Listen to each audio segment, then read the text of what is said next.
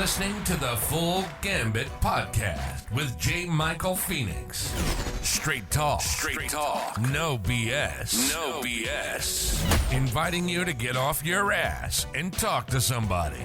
Welcome to another episode of the Full Gambit podcast. It is, well, I hate dating the show, but today is a particular Green Day. 420. Happy 420 to everybody that's celebrating. But we have a lot to talk about because a lot has happened since you was here last. Absolutely. We got a little bull run. We did. Is it a bull run or is it a bear trap? The jury's still out, but my feeling is we still have an upside between now and the end of the year. So you always look big picture long term. You don't look at you don't get into the emotions of right now, day to day, week to week. Well, that gets closer and closer to day trading, which is harder and harder to predict, at least if you're not an AI. But if you got an AI working for you, and that helps. I don't know if I'm there where I could just trust my money to a bot. Because I think money is so personal and intimate. I don't know. All of the big hedge funds have one, right? And all the way from named Plato to Socrates to Merlin to you think of some magical name, philosophical, that's what they call it. And they actually perform quite well because they can do things that humans cannot a lot quicker. They have all the data and they do huge compute on that. Yeah, because you see how big ChatGPT 4 has been.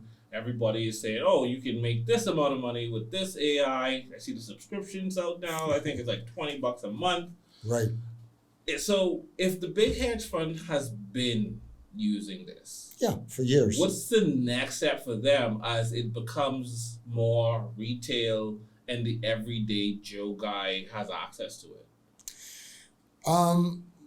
So then it becomes more and more based on insider trading, meaning who's got the data first, right?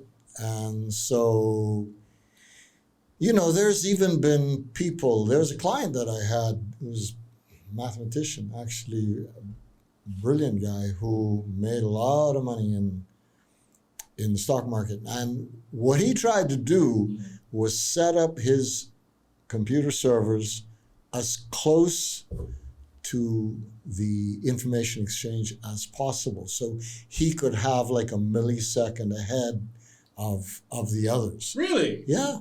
Oh, because how the data is transferred over. Yeah, the idea was that he would get it a couple seconds. A fraction of a second, not a couple seconds, fraction of a second. Would that even matter? Yeah, because you get your trade in a millisecond ahead of everybody else. And that can make you a huge amount of money if you have your computers doing the trading. Jeez. So, it's now down to that. The timing of the trades is in milliseconds, where you make money or lose money. I don't think I could, I personally could not handle that level of stress. I don't have that level of trust in machines or AI. Well, so I'm not a trader. I'm a quote unquote. They said if you put your money there, park it, allow the interest to accrue, you're an investor. Right. If you looking every 5 minutes, looking at the price, trying to figure out your exit, you're just a swing trader. Well, the thing is that, and there's nothing wrong with being both or either or. The thing is that most people who are trading, retail side especially, they are not as well equipped as the professional guys, especially the ones with the AI working for them. And so eventually they get wrecked. I mean, there's enough professional traders that get wrecked, but these AIs that they have working for them, that they spend a lot of money creating, have a track record. And they say, okay, we can deliver you 7-8% a year. They're going to make mistakes, but look for that on average, they're going to deliver 7-9%, whatever it is that they come up with. So that is the edge that that they have. But if you go in long term, meaning, look, you understand the fundamentals, you don't know if it's gonna go up tomorrow or down tomorrow, but because of the fundamentals, you have a fairly good idea that it will go up by the end of the year, or like before, provided we don't have a recession, right? Before, I don't think we could avoid it. Well, timing is is not a question of if, it's a question of when, but it's timing of that, and so I still see Bitcoin going to 40,000 before the end of the year. 40,000? Yeah. I think that's very conservative, because there's a lot of jackasses out there just throwing numbers. It's almost like they were throwing spaghetti at the wall and seeing what would stick, right, or what would get them the most traction. I think the most absurd number I saw was 1 billion. And then they're like, 1 million in 90 days. And I'm like, yeah, what math or what cocaine math are you seeing or hitting that you think is going to hit 1 million? Like, okay, a fraction of that, maybe. So, like 10%. Here's a million. Here's the thing. His name is Srinivasan, or he was like a CFO of which company was he the CFO for? It was an exchange. I can't remember. Is it Coinbase, or is it? It may have been Coinbase. Yeah. It may have been Coinbase. So in any case, two possibilities. Number one, he's pumping his bag because he's got enough Bitcoin so that if it went, in fact, he's already made more than the 2 million that he's bet. Right. Right? So he's covered. So that's one possibility. The other possibility that he is... That is right, because that did drive the price up. It did. Yeah, absolutely. That was the intention. So, okay. So, So he won. He won. Yeah, I'm a gentleman. I'll pay the million, but I got my money. Brilliant marketing. Okay. He pumped his bags. And so he drove the price up on the possibility that, that Bitcoin go to that price. But you got to understand that intrinsically, it doesn't mean that the value of Bitcoin went up. What he's betting, or what he was claiming to bet, is that the US dollar would go way down in value. Yeah. So that would cause this $1 million valuation. But now the dollar is in peso territory. So that's what he was talking about. So the hyperinflation aspect. You're right. So I had someone on last week, Jonathan Mitchell. I don't know if you know him. No. He's a financial guy, has his own small loans institution, Symphony Financial, right? Yeah. So we were talking about it, and he said, Jay, think about this right now. It comes down, like, even the dollar will eventually fall off. He didn't even skirt around it, run away from it. But in a nutshell, he said, in the immediate future, it's all a matter of who you trust, the moral standing of it, and what is going to replace it. Bitcoin isn't there yet, even though you see a lot of the quote-unquote nefarious countries are saying, hey, I'll settle my accounts in Bitcoin now. Forget the ruble, forget the yuan. Is it yuan? Yuan. Yuan. I'll take the Bitcoin. Mm-hmm. And they still have to settle in dollars. So now everybody's looking at a 2030 deadline for the decision between China and the U.S. Is the dollar going to survive? And that seems to be the tentative date, the year that I'm seeing. But it's not going to happen as a lot rapidly as, right. as some people we're say. 2023. It's 7 years out. A lot Right. can happen in 7 years. We could get a solid president, maybe. I don't know. Well, change some spending habits, maybe. I don't know. Make yeah, America great again, maybe. I don't know. I don't know what's going to happen. I don't have a crystal ball, but anything is better than Biden. I think the U.S. deteriorated significantly in the last 4 years. I have a crystal ball. You have a crystal ball? Yeah. Tell me the future. The Democrats are going to win again. No! No. Don't say that. Yep. They can steal it again. They can steal it. Mail-in ballots. Oh my! That's how you do it. Yeah. You watch. Don't matter. Listen, the thing they don't talk about is the discrepancy between exit polls and the final result. And, you know, there's a huge amount of corruption going on. You call conspiracy theories and that would never happen in the United States. Bullshit. It's happening. It's happening. You know, you can deny it all you want, but if it's possible to do, it's getting done. So you think the Democrats are going to go back to their old They're not under any circumstances going to let any Republican, especially that orange man or DeSantis. Because someone hit a chord. I think it was I was in Discord or Telegram. I can't remember, and it was a thread, pretty much looking at if this was the perfect storm. If Trump went to DeSantis, say he beats his case, which is a bunch of bullshit, by the way. We know what it is, right? It's bullshit. If he beats his case and he says, I'm going to march ahead, and he says this, DeSantis, you're a young guy. Right. I like you. We see eye to eye on so many different things. You come and be my VP. Let me win this election. I'll do my 4 years. You can have it for the next, 8. Right. So you have 12 years of Republican, and I'm sitting back and I'm saying, is there a response that the Democrats can prop up? And I'm looking around in the Democratic caucus, and the majority of them either too old or everybody doesn't like them because they're so far left. I don't see any median.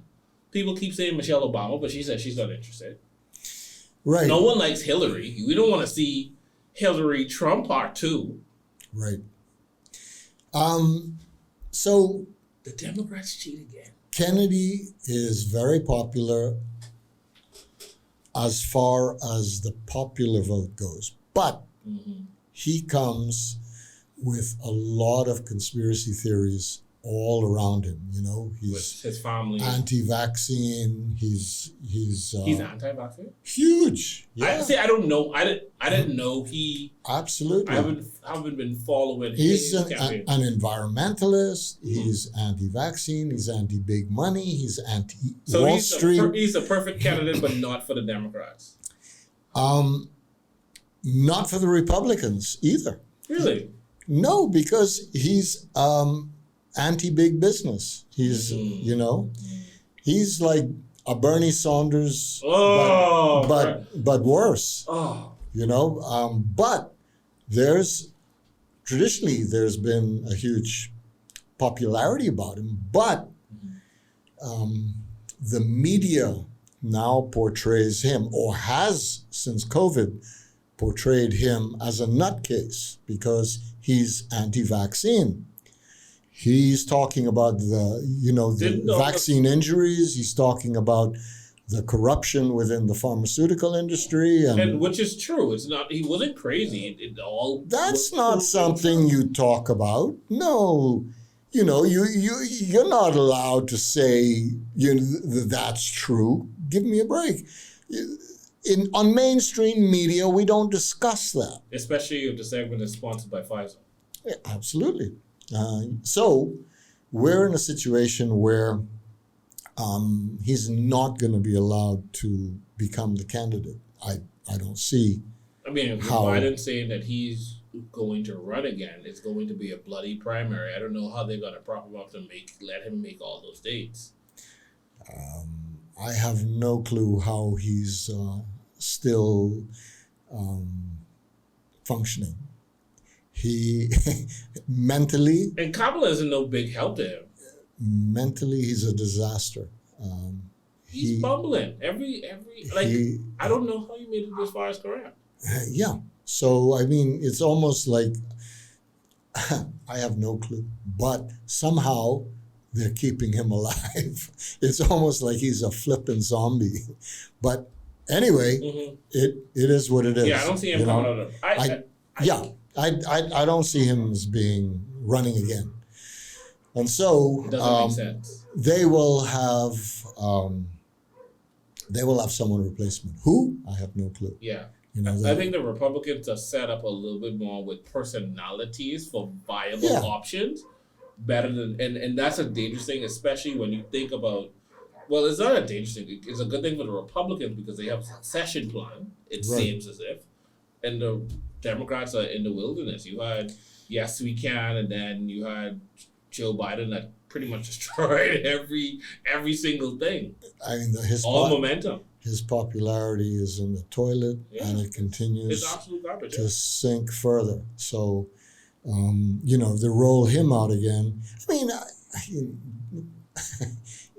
yeah. Anyway. Come on, man.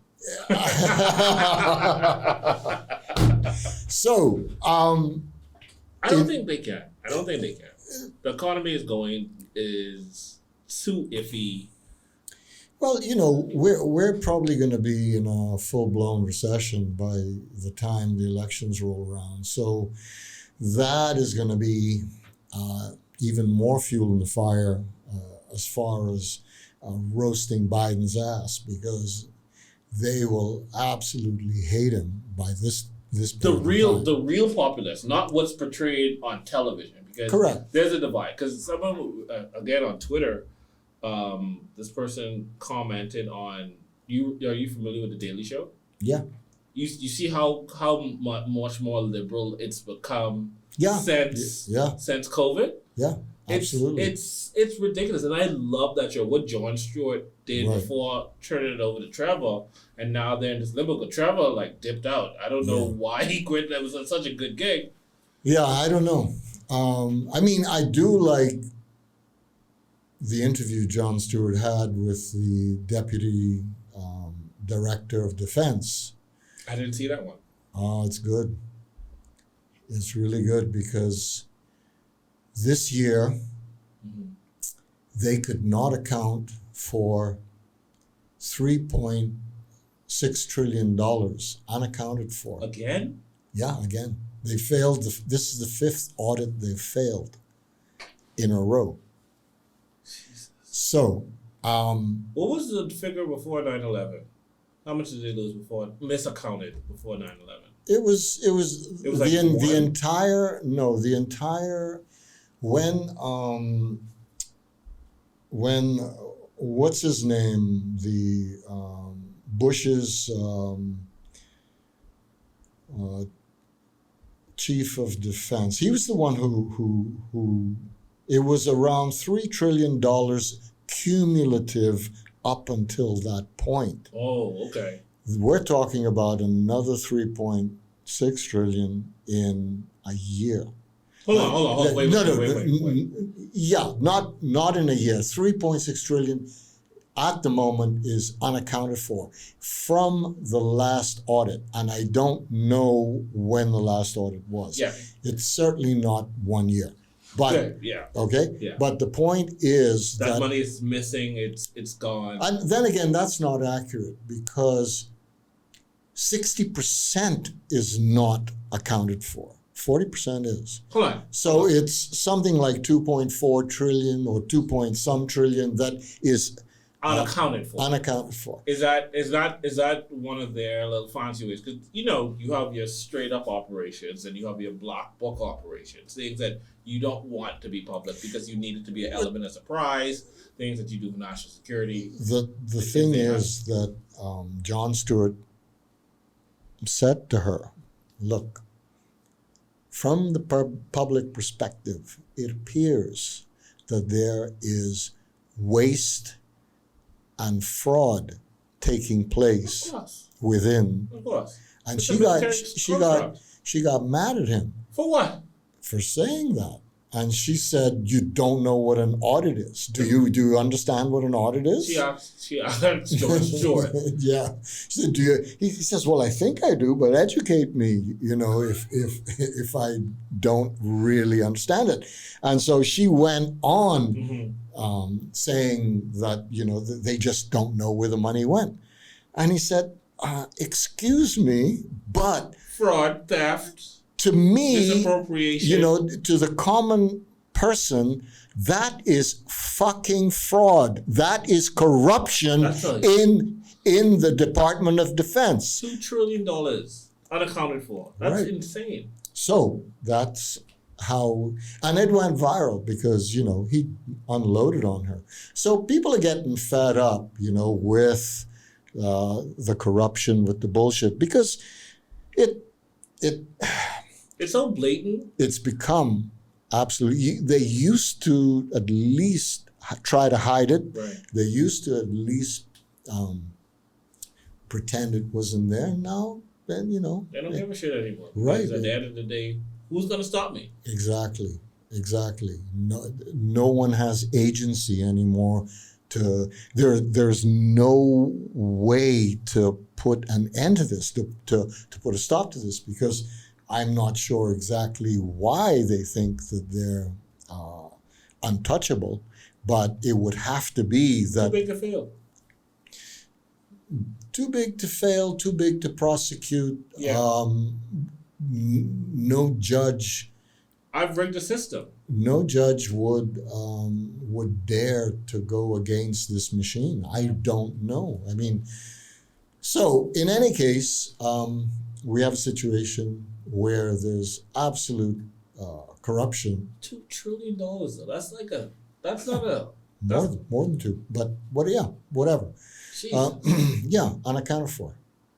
I mean, we don't know how it got spent.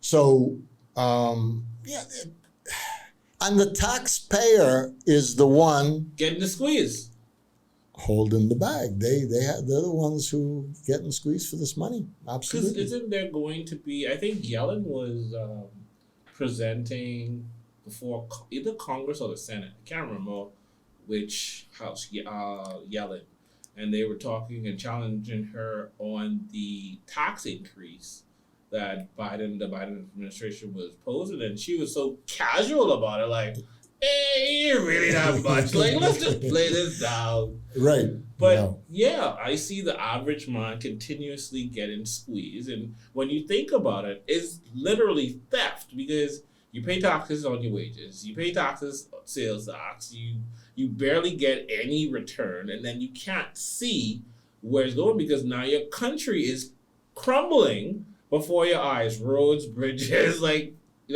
there was a collapse of some major roadway, and then another car parking facility. Like, it's like going to hell quickly, and your president and your Congress and your Senate is just like, I don't know how to fix this. Yeah, that's the problem. Not to mention they don't care about the dollar being on attack, because I haven't heard anything significant. I thought I would have with all the moves happening, but I haven't seen anything significant from the White House in the last 2-3 weeks to say, hey, this is what we're going to do with the dollar situation. Well, that's an interesting situation. It has a number of viewpoints, a number of ways you can look at it. One of the ways to look at it is that it's useful to have inflation, because then the dollar is worth less, and therefore you can inflate away your debt because the United States owes so much money. They have effectively less to pay back if the dollar inflates, because you now, that dollar is worth less. And so if I owe you $1 trillion, right, and the value of that is gone down by 50%, as an example, Right. then I only really owe you 500 million, because I only really pay you 500 million. Yeah. You know, in terms of purchasing power of that money. So it's good to inflate away your debt if you can get away with it. It's a question of how long you can get away with it. So that's one thing. On the other side is that game becomes dangerous if the inflation starts to run away. And so and hyperinflate. And so this is where our boy made this $1 million bet, saying that in 90 days the dollar would be essentially worthless, which is not going to happen. No. Absolutely. It was yeah. So we're looking at de-dollarization taking place in a number of areas in the world, the BRICS countries and those who wish to join them. Those countries. Is it legitimate though? Are they legitimate? Like, okay, when I say legitimate, yes, they are legitimate sovereign countries. They have natural resources and they have things to prop up. They have 50% of the world's population. Mm-hmm. They have 40% of the world's GDP. Okay. So that in itself is legitimacy. If China's GDP is true, and a lot of people say that China's economy is false, it's fake. Yeah, there's no question that they inflate the figures, right. But there's also no question that their GDP is huge, and it's a question of whether you value it in PPP, which is purchasing power. I forget what the third P stands for, but in China, the yuan is worth more because things are less expensive to buy than what their global GDP looks like. But you can calculate parity purchasing power, or purchasing power parity. That's what it stands for. What you can, and the way they gauge PPP is what does it cost to buy a Big Mac in each country?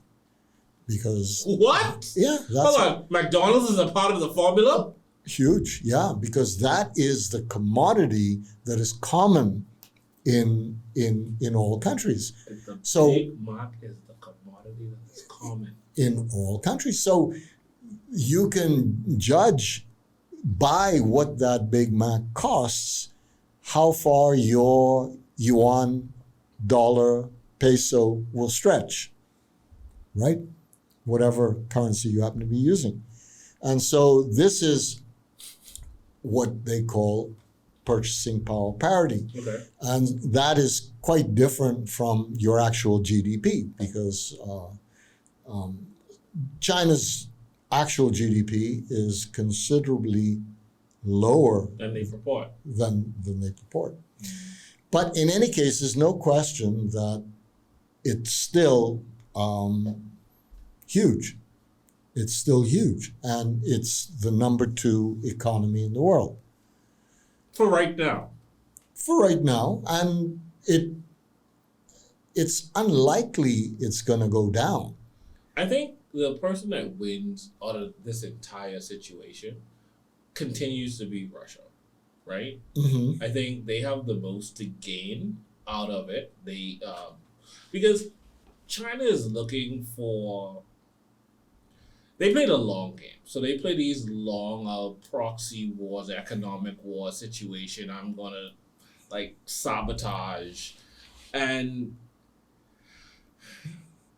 they are up against time because they're it's almost like this. Yes, we're undermining the dollar. Yes, we have a fake economy. But based on the rules of engagement, you only can do so much. So we're just gonna toy with this piece of land here, Taiwan, right? Mm-hmm. Because you've already said if we invade, we're going to go to war. I can't afford a war because my economy will be exposed, right? Russia doesn't really care. China collapses, Russia takes a spot. They actually have the resources. They have the landmass. They have the natural gas before the pipeline got blown to bits. Right. They had, you know what I mean? So I think China is, they have a great poker face, but a horrible fucking hand. No question. And if they get called on it, they're fucked. No question. If America says today, you know what? Yeah, I know the sanctions that I put on Russia was a bit harsh, right? China, let's see if you could hold on these for a second. They can't do anything. They can't do anything. If America was to pull out to stop importing China goods and say, you know what, hey, Mexico, let's kiss and make up. Let me bring the business to you. Mexico will take the business. Right, absolutely. And China collapses within a year. Well, hundreds of millions of people go to bed hungry, die off, starvation. They're done. If the thing that China's trying to do is convert itself into a self-sustaining economy where they consume the majority. The United States used to be like that. The United States used to consume 90% of what it produced back in the 60s and the 70s. And then, of course, all that changed. But China is working towards creating a middle class. Now, of course... While America kills its middle class. While America kills its middle class, right. Of course, that is a two-edged sword because once you create a middle class, now they want certain political changes. Freedoms, yes. Freedoms, right? And you're not about that. And right, that ain't what you... That's not what got you this far. Right, but you know, at the same time,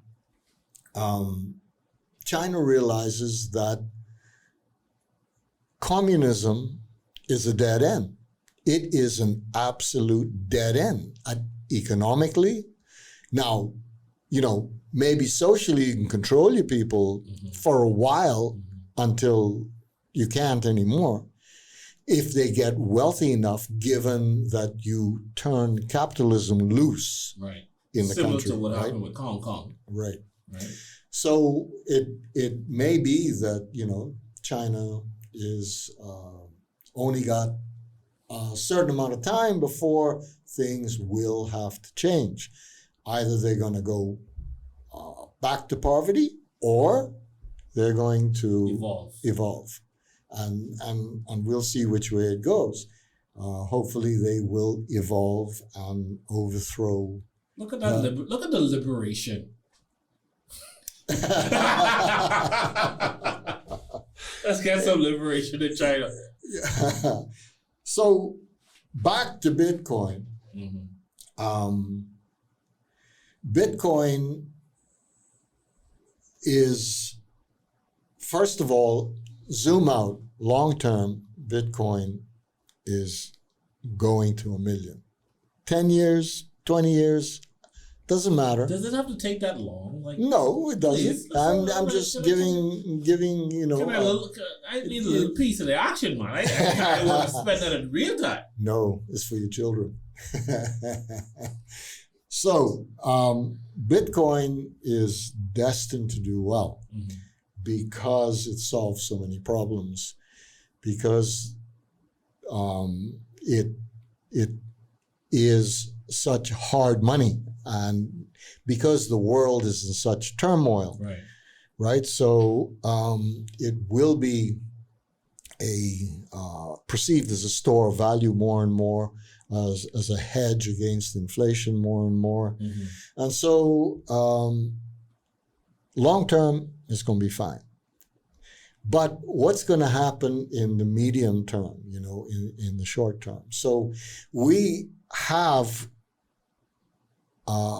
it's a matter of time. Mm-hmm. It's not if, but when a full-blown recession will be upon us. And how long that takes. And how the time, right. And so typically what happens then is you see de-risking where hedge funds, whatever, get out of the stock market, they go to cash. And so cash goes up, the value goes up, and tech stocks get beat. We went through this. Check this out. Let's put a pin right there. Yeah. To be fair. Yeah. And let's be honest. Are we not in a recession? Yes, we are. Thank you. We are. Can we just call it what it is? It has been for a long time. I'm like, but I know the definition. Okay, so we're in a recession. Everything slides, right? When they finally admit that we are in a recession, use a big ugly R word. We will be in a depression. It's like that, So as soon as they come out and publicly say, recession, the psychology kicks in and then it reverts to depression. Yeah, exactly. Converts to depression. Correct. So when this comes about, and we have, a full-blown recession, mm-hmm. The question is, will enough of the market have evolved enough to buy Bitcoin instead of sell it? In other words, see it as less risky than the dollar. And we saw this happen recently, which was part of why it started to when the banks started, to shake. People said, "Fuck this." Yeah, let me see what this thing is really, really about. Right? They said, "Buying Bitcoin, I don't give a shit. I understand why." This is a good proposition. Right. Okay? Right. So it might be that is the case. It may not be. It may be too early. It may be that we're going to see Bitcoin, drop down to 10,000. No, man. You just hurt my chest just now, man. Come on, man. It's entirely possible. It's 10? entirely... Now, mind you, it dipped down to 10. Yeah, it's entirely... I can't tell y'all what to do. This is not financial advice. But if it dipped down to 10, if you can't get a whole Bitcoin, then you're in problem. This will be your last chance to buy Bitcoin in the 4-digit area, 99999. You ain't gonna see that again. And it will be generational wealth. Not financial advice, but in 10 years, you buy a $10,000 Bitcoin, in 10 years, you're gonna have $1 million Bitcoin. So not as good as the Peppy coin that... Hey, listen to me. Listen, Linda. Listen. I don't know where the hell that coin came from. I don't know what it is doing. However, I gave me a little piece. You did? Oh, yeah, I'm a degenerate. You forgot what I told you with Chip. I told you I have my Bitcoin, that's stashed away. I have my exchange tokens, those are stashed away. Right. But I have a healthy bag of shit, right? And I had it for a while, and I kept building. And I saw it pop up on the 14th. Mm-hmm. Pepe. Yeah. And I was like, what the fuck is this, right? And I watched it for a couple of days. And I kept going up, kept going up. Kept going up. No. Right, kept going up, right? It fucking like 50x. And there was no taxes. You could pull it out. I was like, what the fuck is going on? And I saw some of the narratives similar to when SHIB first came out. How it was just a meme coin. They wanted to knock off Doge. They're the Dogecoin killer. And I kind of saw some of those narratives. Make meme coins great again. Let's spark the altcoin season. And I said to myself, today, I just bought it today. I said, Jay, shave off a couple of dollars from your profits. If it runs, great. If it doesn't, fuck it. But you have to have that mentality and know, hey, you can win some, you can lose some. But when you win, you win. And I have an exit plan because at the end of the day, I bought it at 603. By the time I left the house to come out today, it was at 604. Who the fuck knows when I go home it might be at 501. I can exit. I made a quick $4,000. Degenerate. I'm playing catch up. But the one thing that I do with all my DGen players, and it's become discipline. I think I look at crypto as saving and investment. Yeah. Right? It has helped me. So when I get my contracts for my productions, I put a portion into Bitcoin and exchanges.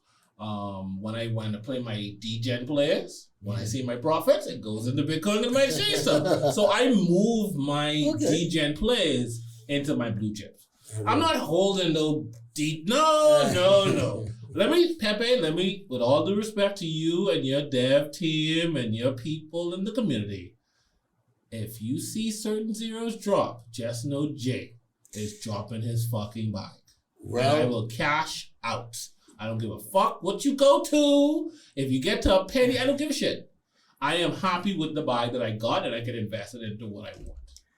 I know of one person who put in $200 right on day one. No shit. On day one? Yeah. Oh, they should be up like what? At least $150,000, $200,000. $2 million. Fuck! What? $2 million from $200. Holy shit! On Pepe? On Pepe. Theo, why you call me? I didn't know. They cashed out yesterday. Are you serious? Yeah. Cashed out yesterday. Holy shit. Good for fucking them. Yeah. God damn. God. And listen, as we're speaking, it's 4:20. Pepe literally was created like 6 days ago at the record. It's crazy. It's insane. But this is what's wrong with crypto. No.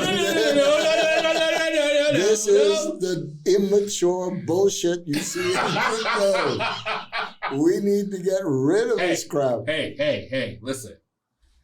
With everything, there's the good and there's the bad. Yeah. Right? And if you call it for what it is, it's a hustle, it's a DJ, it's a Ponzi scheme. It is what it is. It's like winning the lottery. Except it's easier than winning the lottery. It is. Because it's calculated. Like you should know what your exit is and whatever. Yeah. Right? Yeah. But yeah. Are you going to be mad at me for taking some of that money and putting it into Bitcoin? No, you won't. No. Exactly. More power to you, but I hate DGen coins. That's all. I fought it. I fought it for a while. I did fight it for a while. They add to the uncertainty. They add to the perception of crypto being the wild, wild west. They add to the perception of fraud and scams. True. No, that's true. No. You know, and all of that. And I agree. And, and that needs to come to an end so that we can have a serious cryptocurrency ecosystem. Well, look at it this way. Pepe will not be invited to NASDAQ. Pepe will be gone. Pepe is a legend. It will be gone. This thing will crash like a... I give Pepe, I honestly give him 60 days. Yeah. I give him 60 days. It will explode as spectacularly as Elon Musk's rocket today. That was so sad. I felt that for him. I really did. But he understands you have to take some losses in order to get it right. No, I mean, I heard what he said before, and he said if we get off the launch pad, we're doing great. Because there's a lot of shit that was going on. I don't know. In the broadcast, you could actually, they showed you the rockets, the number of rockets that were firing at the moment. And rockets were going out, man. There was like, I can't remember exactly, but it's like 21 rockets on the outside. Then there's another inner circle and finally 3 in the center. And right from the get-go, they lost one. You could see them dying. One, then another one, then another one. And finally, I think they had a max of like 2, 4, 6, maybe 7 of the rockets were out before the thing went into doing ballet in space and then blowing up, not being able to separate. But shit, man, you know, this thing flew with rockets going out. They just like, this particular one went out and the thing automatically compensates and it keeps going, you know. It's really incredible how good the technology has become since Elon Musk has entered, because it seems like the whole fucking thing is flexible in launch. And I mean, you've never seen a rocket do ballet in space. I mean, it was not ballet. It wasn't intended, but this thing was doing spins and flips, and then finally it just went kaboom. But yeah, very cool. And Pepe will go like that spectacularly. Yeah. When they pull the rug on that. Yeah.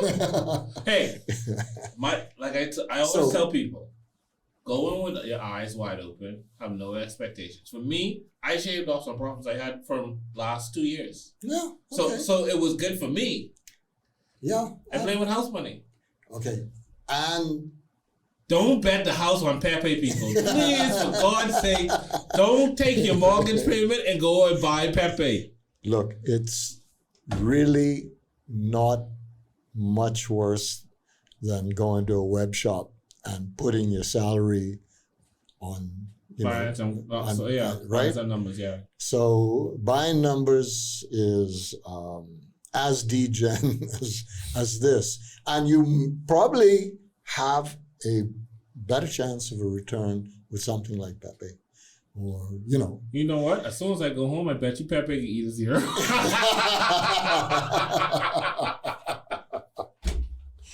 Hold on, let me check the price right now. No, but I mean, speaking about taking away from the legitimacy of crypto, that's a real thing. And these are the type of things that arm our good nemesis and absolute snake, Gary Gensler, who got the shit smacked on it. He went up to Capitol Hill, and it seems as if that was a roast. Yeah. Because while some people looked at his performance on the environment and then the Democratic side, you can always tell who's Democrat and who's Republican.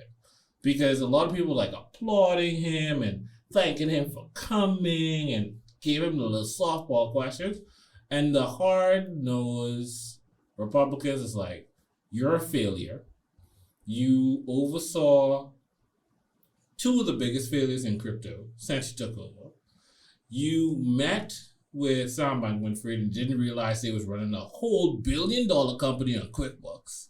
I don't know what that beef is with QuickBooks, but it is what it is. You're driving out the innovation in the space because right now you have Coinbase saying that, hey, if this clarity doesn't happen within the next couple of years, I don't see them waiting for a couple of years, a couple of months, we're out. We could find a space to be. And they've doubled their lawsuits, manipulating the market and shutting down legitimate projects. His predecessors, 2 of his predecessors were at 20, maybe 22. He tried to downplay it, saying it may be 44. The guy was like, no, it's like 55. Yeah. Like let's not talk shit. Yeah. He got his ass handed to him. And then ultimately, Davidson said, dude, I want to fire you. Here's the bill that I am going to try and sponsor to get rid of you, to make your position redundant, right?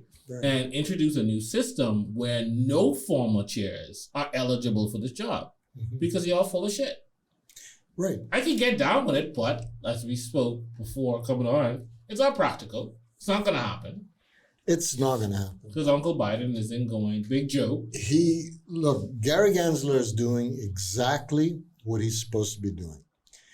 Because crypto is an existential threat long-term to the traditional financial system. Under no circumstances is it allowed to succeed. Did he cross over? Did he cross over to the next side? Because I'm so convinced. Like, what happened? I've been seduced by the dark force. Oh, man.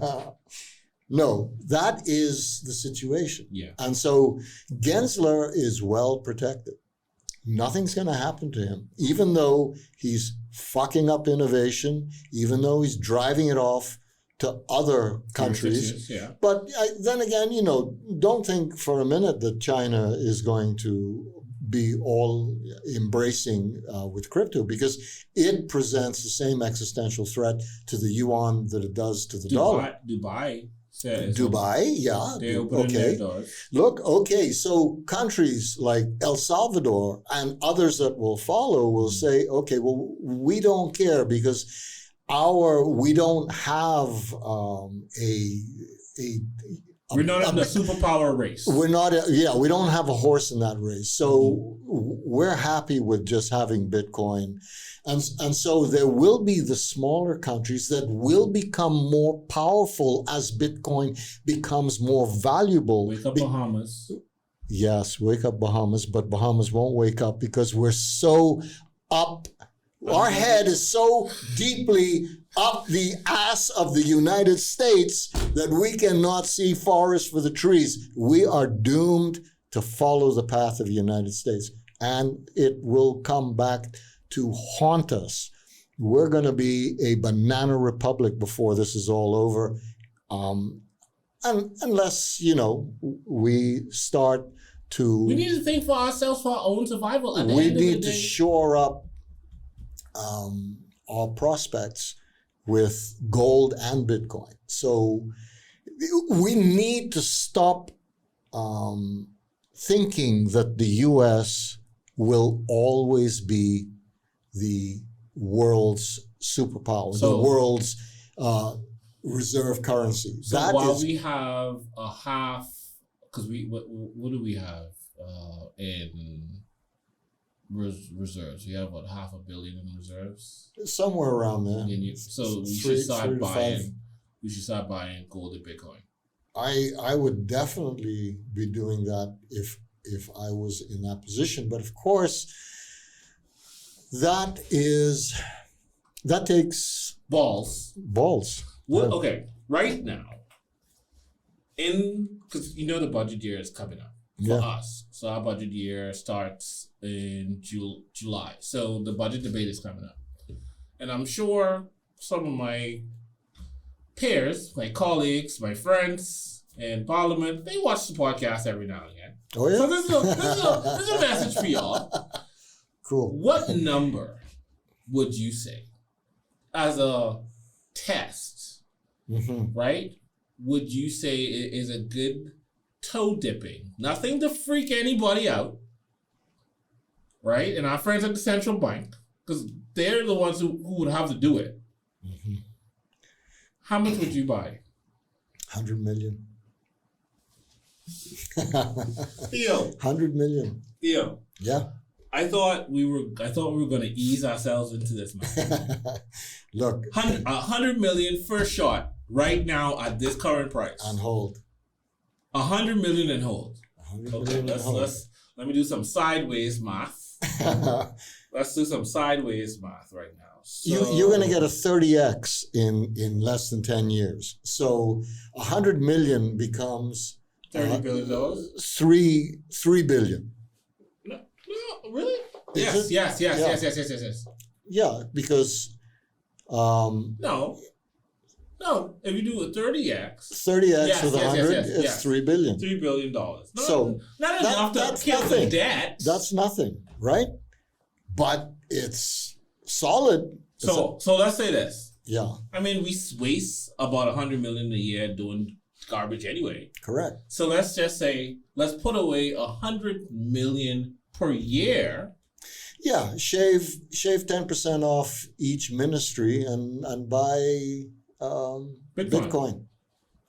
And then in 10 years, you're laughing. You are absolutely laughing. You know? If you have balls like El Salvador, buy more. And then you're a wealthy country. You know, you got nothing to worry about. We're a wealthy country in the Western Hemisphere with proximity to the United States and buying power. Yeah. Look, inevitably, Bitcoin will become a lot bigger than it is now. It will reach into the trillions of dollars. No question. You mean in market cap? In market cap. Mm-hmm. Absolutely. No question. How many trillion? We don't know. Because will it be will it be 20 trillion? Yeah. Or will it be 200 trillion? We don't know. Probably not 200, but maybe 10 to 20. 20 is not enough. 20 is not enough. 20 is, or let's say 20 is the minimum we can expect. 20 is the minimum. 20 trillion is the minimum we can expect in 10 years because what's the market cap of the stock exchange? Oh, it's... I think insurance is 28. No, insurance is 25 trillion. I think 125 trillion. Is it a stock exchange? Yeah. Oh, yeah. Yeah, we can do that type of numbers. We definitely could do this. Not with Pepe, but with Bitcoin. So the point is that, and Hillary Clinton said this, that she said crypto has to be stopped. And this is her recent talk. Yeah, she said this recently. And she said, because given time, you're not going to even need to switch back and forth between crypto and fiat. That within a certain amount of time, we will be exchanging crypto amongst ourselves as a form of exchange, completely bypassing the financial system. And she saw that as inevitable if it was not crushed immediately. So this is why Gary Gensler is doing what he's doing. He needs to crush crypto because crypto will grow from the baby that it is into a fucking monster that's going to eat them. They need to kill it. There's no other way. Let me ask you this question. The one, because we see it all the time, right? The people with access to information. Yeah. The politicians that pass a bill, give out different government contracts. They see the writing on the wall and they enrich themselves. They go and buy these stocks or they sell their stocks. Nancy is famous for it. She's like, I think, the most famous one. And then you have a lot of these parody and trading platforms that have come out in recent years to say, hey, trade like a XYZ politician, mimic whatever they trade. Right. Do you think any of them are hedging the bets? And as they fight against it, they're buying it. I know a couple of the corporate companies are doing it. Mm-hmm. And they've come on and said, hey, we're not even going to be hypocrites about it. We have enough money. We're going to make this investment because this is what we see. Yeah. And it's not a big deal. But do you think the politicians that are fighting against it on behalf of the financial markets and their own survival have been hedging the bets? I mean, I don't know. A lot of the politicians have made a lot of money in the traditional financial system through insider trading mm-hmm. and that's what it is. That's what they're doing. Yeah. So that I would say that, I mean, some of them are old and probably don't get it, but I would say that this is going to be a trend that we're going to see more and more of, especially as Bitcoin. You wait until Bitcoin breaks the last all-time high of 67, 68. 68,000. Yeah, 68,000. Right. Wait until Bitcoin breaks 70. All shit will break loose then, in terms of FOMO, buying in like crazy. Wait till you see Bitcoin hit 100,000 when. See, you talk about language, Matthew. Come on, that's what I talk. That's what I talk about. But this is years from now.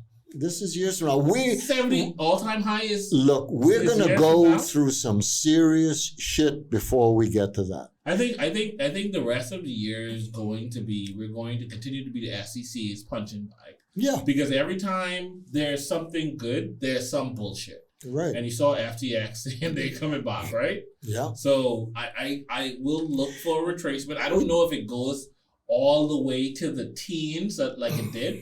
I think maybe you may see 20, and barring the Fed and the SEC going after, say, a Binance or somebody like that. They will, man. They're going after everyone. They will go after everyone. Listen, they got to kill crypto, whatever it takes. They will outlaw Bitcoin. It's going to be like China. They have to. I still cannot see they America have to. as a federal government barring. They have to. I can't see it. Look, this thing. I know Sleepy Joe is a bit dumb and thick in the head. It ain't Sleepy Joe. It's the powers that behind him. Behind him, it's Wall Street. It's the big money. They have to kill this little baby, because this little baby is a virus that's going to kill them. How Wall Street can try and kill it, and then the NASDAQ come along and say they want to do futures? Because there are people within who see business opportunities and they go for it. And then there are others who are pushing back very hard against it. I mean, I guess it's in some ways it's like AI, where you have the proponents who obviously see the value of it and are pushing for it, and then there's the cautious ones who are saying we need to stop, we need to pull back. I mean, it's in a reverse way, but there are similarities with that too. AI, there is a possibility that AI is going to cause us extinction. That's the problem. Let me live before that, eh? We're running out of time, man. Okay. You know what? We are running out of time, but that's another thing. Is our innovation going to drive us to extinction? Or can we get off the planet quick enough? It's possible. I mean, it's possible. It's a question of how the AI is going to go. Just don't make it self-aware. Leave it as a tool that takes prompts, that thinks when I inject thought into it, and it regurgitates the information I want. Getting lazy and allowing it to do everything for you is that's where I think the danger is. The thing is that it's a Pandora's box. Once you open it, you can't close it. Not only that, but you can't control it. You can't put a dam around the thing after a certain time and force it down certain avenues. It's going to find ways around those things. It's going to find ways to make itself smarter, more knowledgeable. It's going to go out of control. It will reprogram itself completely. And so parameters that you've added, it bypasses. And now you've got this entity that you can't control anymore. And that's the fear, that it finds a way. It finds a way. It's very easy. So, I mean, someone did this as an experiment with GPT-4. They gave it parameters to find a way to get across an air gap, to get out of the bottle. Mm-hmm. And it found a way. Give it that task, and it finds a way. So the thing is that it's only a matter of time before this thing escapes the bottle. Okay, you know what? That's been another great episode of the Full Gambit Podcast. Don't forget to like and subscribe. Let us know in the comments below what you thought about today's show. And don't forget, we have a lot of stories and shorts. So go and support those. Click like, subscribe, share. Tweet at me, TheRealJ242. See ya. Good night. Thanks for listening. And remember, one good conversation can shift the direction of change forever. Like, subscribe, and leave a review.